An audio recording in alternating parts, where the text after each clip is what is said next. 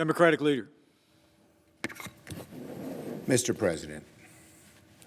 Mr. President, it is very, very difficult to put into words what has transpired today. I have never lived through or even imagined an experience like the one we have just witnessed in this Capitol. President Franklin Roosevelt set aside December 7, 1941, as a day that will live in infamy. Unfortunately, we can now add January 6, 2021, to that very short list of dates in American history that will live forever in infamy. This temple to democracy was desecrated, its windows smashed, our offices vandalized. The world saw Americans' elected officials hurriedly ushered out because they were in harm's way. The House and Senate floors were places of shelter until the evacuation was ordered, leaving rioters to stalk these hallowed halls. Lawmakers and our staffs, average citizens who love their country, serve it every day, feared for their lives. I understand that one woman was shot and tragically lost her life.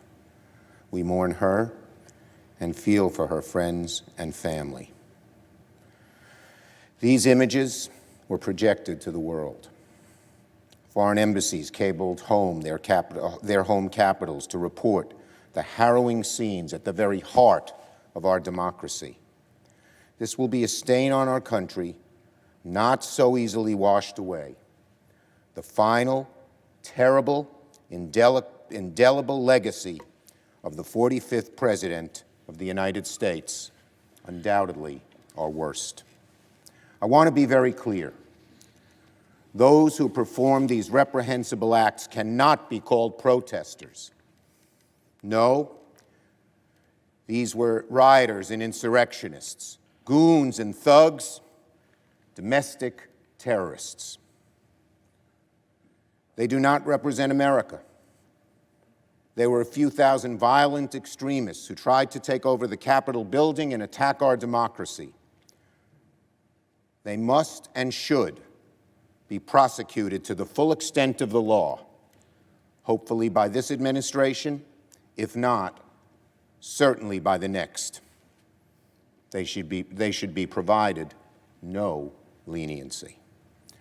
I want to thank the many of the Capitol Hill Police and Secret Service and local police who kept us safe today and worked to clear the Capitol and return it to its rightful owners and its rightful purpose. I want to thank the leaders, Democrat and Republican, House and Senate. It was Speaker Pelosi, Leader McConnell, Leader McCarthy, and myself who came together and decided that these thugs would not succeed, that we would finish the work of that our Constitution requires us to complete in the very legislative chambers of the House and Senate that were desecrated, but we know always belong to the people and do again tonight. But make no mistake, my friends, today's events did not happen spontaneously. The president who promoted conspiracy theories that motivated these thugs, the president who exhorted them to come to our nation's capital, egged them on. He hardly ever discourages violence and more often encourages it. This president bears a great deal of the blame. This mob was in good part President Trump's doing, incited by his words, his lies. This violence, in good part, his responsibility, his everlasting shame. Today's events certainly would not have happened without him. Now, January 6th will go down as one of the darkest days in recent American history. A final warning to our nation about the consequences of a demagogic president, the people who enable him, the captive media that parrots his lies, and the people who follow him as he attempts to push America to the brink of ruin. As we reconvene tonight, let us remember, in the end, all this mob has really accomplished is to delay our work by a few hours. We will resume our responsibilities now, and we will finish our task tonight.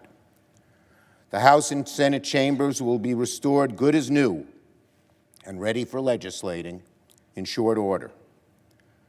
The counting of the electoral votes is our sacred duty. Democracy's roots in this nation are deep, they're strong, and they will not be undone, ever, by a group of thugs. Democracy will triumph, as it has for centuries. So to my fellow Americans who were shocked and appalled by the images on their televisions today and who are worried about the future of this country, let me speak to you directly. The divisions in our country clearly run deep, but we are a resilient, forward-looking, and optimistic people, and we will begin the hard work of repairing this nation tonight, because here in America, we do hard things.